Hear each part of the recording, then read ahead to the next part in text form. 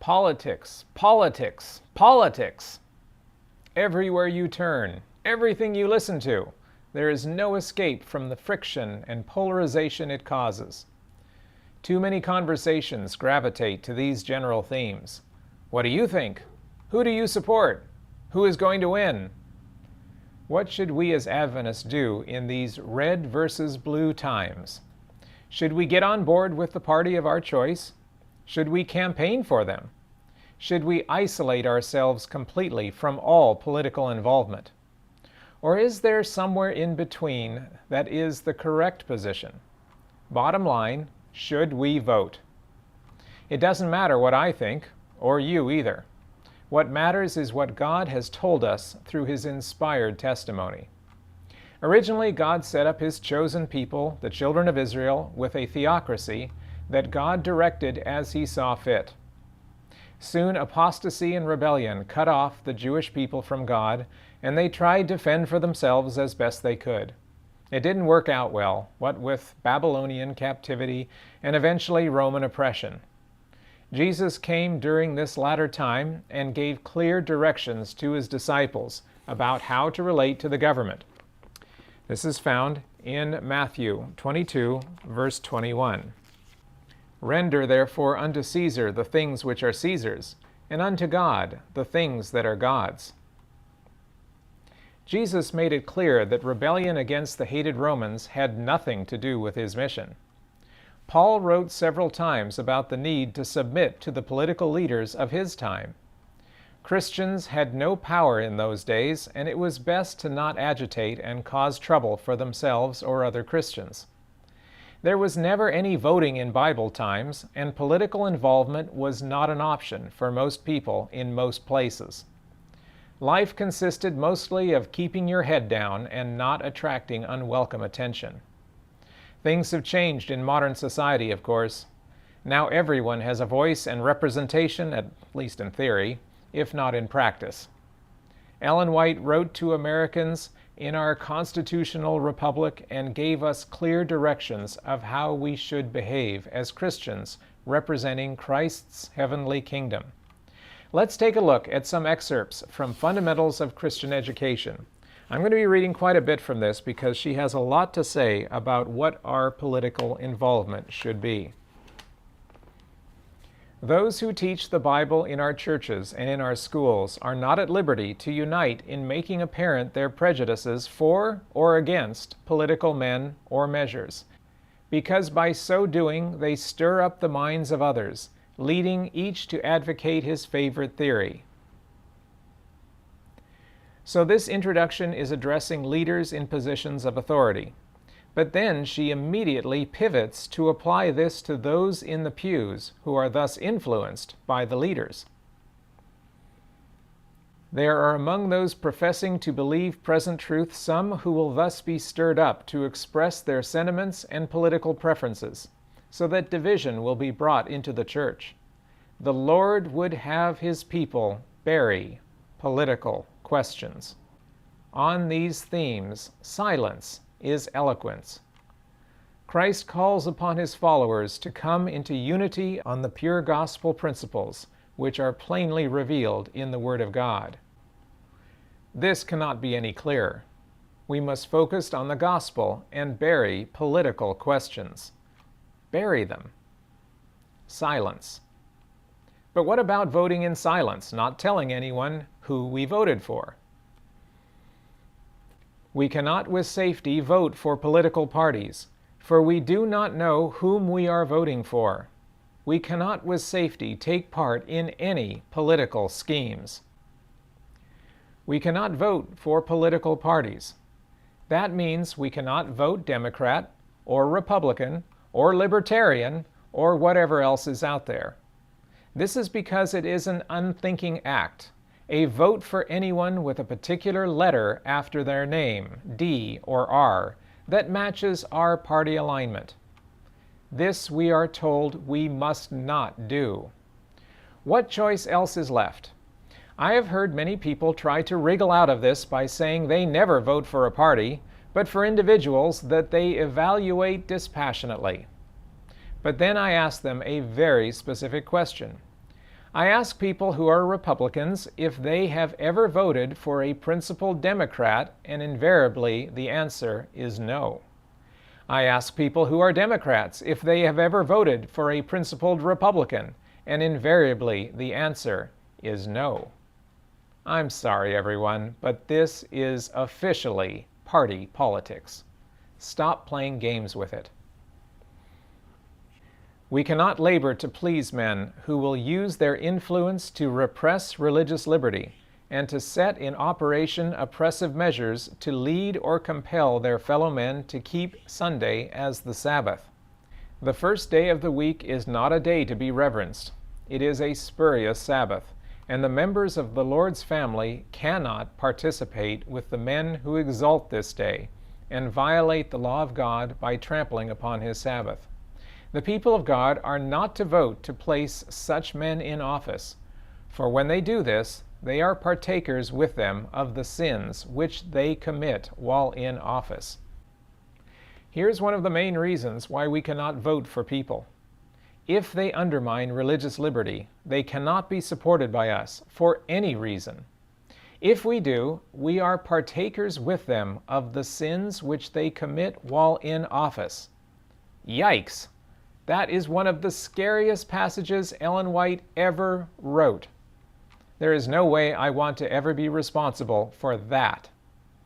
But again, people try to wriggle out of this by saying that their candidate doesn't do that. Really? Are you sure? I have been watching politics carefully ever since the mid-'80s. As a registered independent, I have been able to watch both sides impartially. I can conclusively say that both parties work really hard to destroy religious liberty, just in different ways. The left places many other rights in front of religious ones, especially LGBTQ rights, and actively disparages religious beliefs. If left unchecked, they threaten to squeeze religious freedom out of the public and private spheres. Meanwhile, the right is pushing America toward favoring one religious faction, Judeo-Christianity, over any other religious beliefs. This is a direct undermining of true religious liberty, and if left unchecked, will lead directly to Sunday laws. So both sides destroy our freedoms. There is no safety in backing one or the other. So Ellen White is totally right when she warns against voting for those parties, both, that repress religious liberty. And to say your candidate is the exception is delusional. Next, Ellen White warns that the political allegiance we held before we came to Christianity must be discarded. We are not to compromise principle by yielding to the opinions and prejudices which we may have encouraged before we united with God's commandment-keeping people. We have enlisted in the army of the Lord, and we are not to fight on the enemy's side, but on the side of Christ, where we can be a united whole in sentiment, in action, in spirit, in fellowship. Those who are Christians indeed will be branches of the true vine, and will bear the same fruit as the vine. They will act in harmony, in Christian fellowship. They will not wear political badges, but the badge of Christ. Then she sums up with a powerful conclusion that cannot be misunderstood. What she says applies to every aspect of politics: voting, party allegiance, and public discussions of contentious issues. What are we to do then? Let political questions alone. Be ye not unequally yoked together with unbelievers. For what fellowship hath righteousness with unrighteousness? And what communion hath light with darkness? And what concord hath Christ with Belial? Or what part hath he that believeth with an infidel? What can there be in common between these parties? There can be no fellowship, no communion. The word fellowship means participation, partnership. God employs the strongest figures to show that there should be no union between worldly parties and those who are seeking the righteousness of Christ. What communion can there be between light and darkness, truth and unrighteousness? None whatever. Light represents righteousness, darkness, error, sin, unrighteousness. Christians have come out of darkness into the light. They have put on Christ, and they wear the badge of truth and obedience. They are governed by the elevated and holy principles which Christ expressed in his life. But the world is governed by principles of dishonesty and injustice. Ellen White even recommended that Seventh-day Adventist pastors and employees who promote political questions be fired. Those teachers in the church or in the school who distinguish themselves by their zeal in politics should be relieved of their work and responsibilities without delay, for the Lord will not cooperate with them. The tithe should not be used to pay anyone for speechifying on political questions. Every teacher, minister, or leader in our ranks who is stirred with a desire to ventilate his opinions on political questions should be converted by a belief in the truth or give up his work. His influence must tell as a laborer together with God in winning souls to Christ, or his credentials must be taken from him. If he does not change, he will do harm, and only harm. This is a fearful warning to every person making public presentations claiming to represent God's way. That includes me, which is why I have no interest in discussing many issues others focus on. I call upon my brethren who are appointed to educate to change their course of action. It is a mistake for you to link your interests with any political party, to cast your vote with them or for them. Those who stand as educators, as ministers, as laborers together with God in any line have no battles to fight in the political world. Their citizenship is in heaven. The Lord calls upon them to stand as separate and peculiar people. He would have no schisms in the body of believers. His people are to possess the elements of reconciliation. Is it their work to make enemies in the political world? No, no.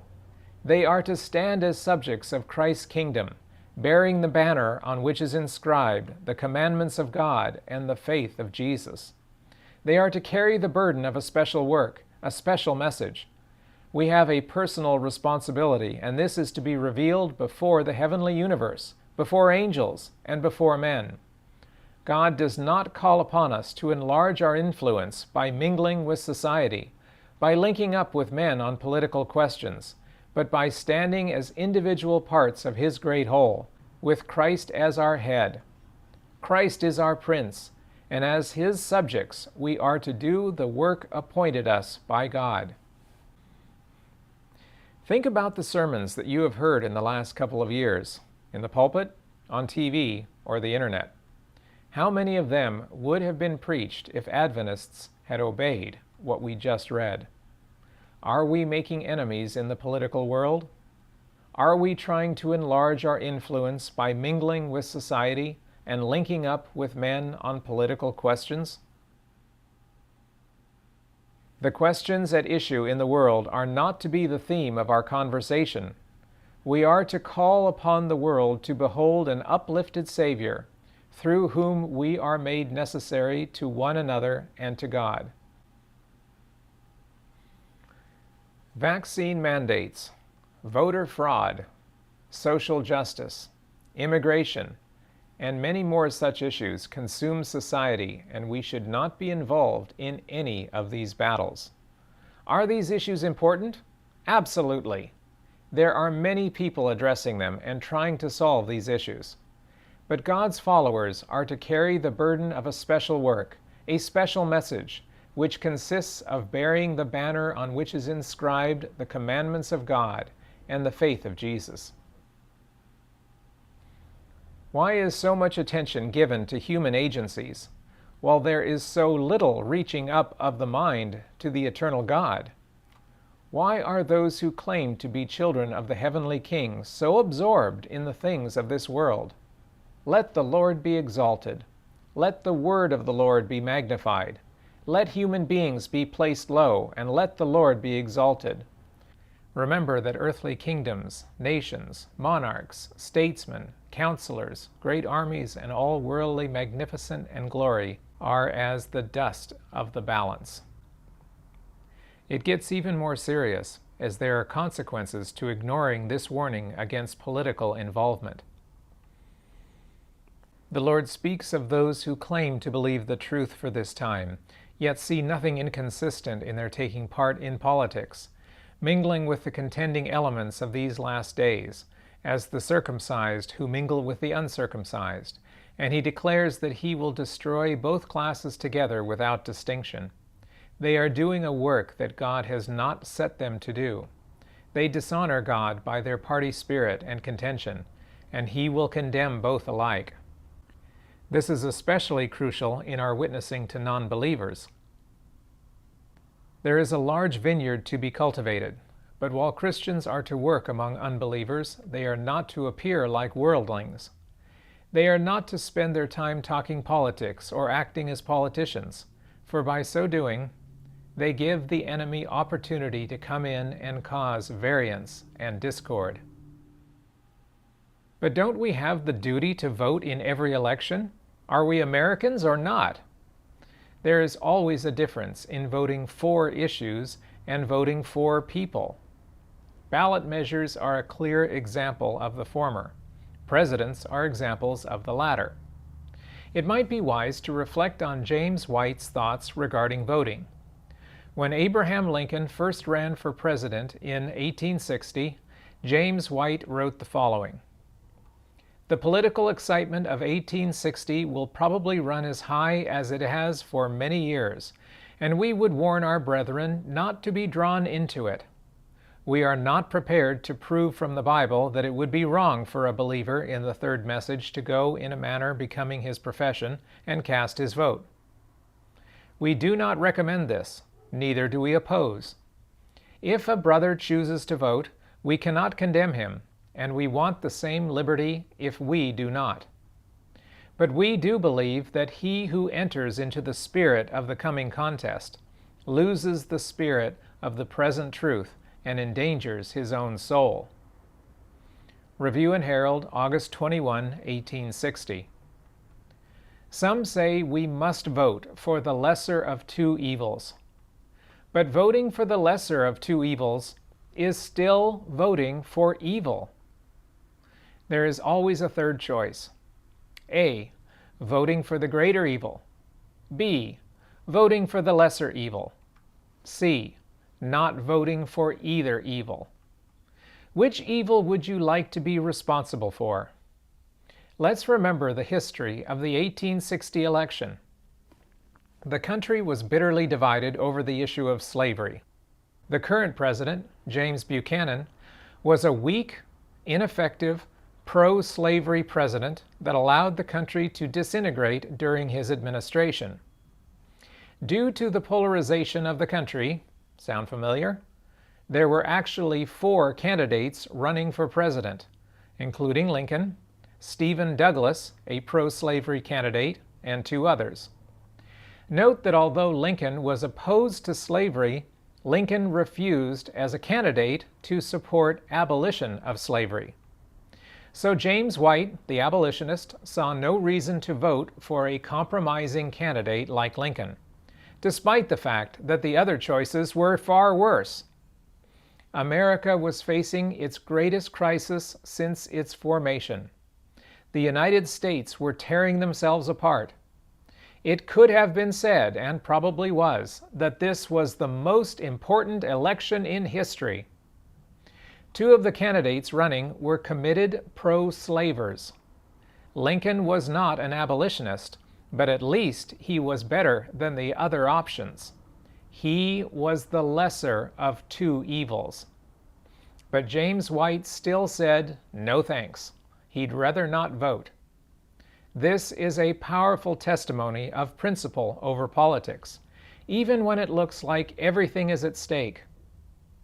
Some Adventists did vote in this and other elections, But I could also quote from many pioneers who gave similar warnings about voting and the wasteland of choices available to vote for. As a side note, Abraham Lincoln did turn out to be not only a good president, but perhaps the greatest of all of our presidents ever. And it is important that he became a total committed abolitionist. But in 1860, he wasn't that yet. And at that point, James White would not support him. Regardless of who did and who didn't vote during the early days of Adventism, Ellen White's clear statements already quoted are all we really need to make a stand for truth. Some will remember the many statements of Ellen White promoting voting for temperance issues. This is absolutely true, and at some point I will make a video reviewing those statements. But the important thing is that she always focused on issues and not people.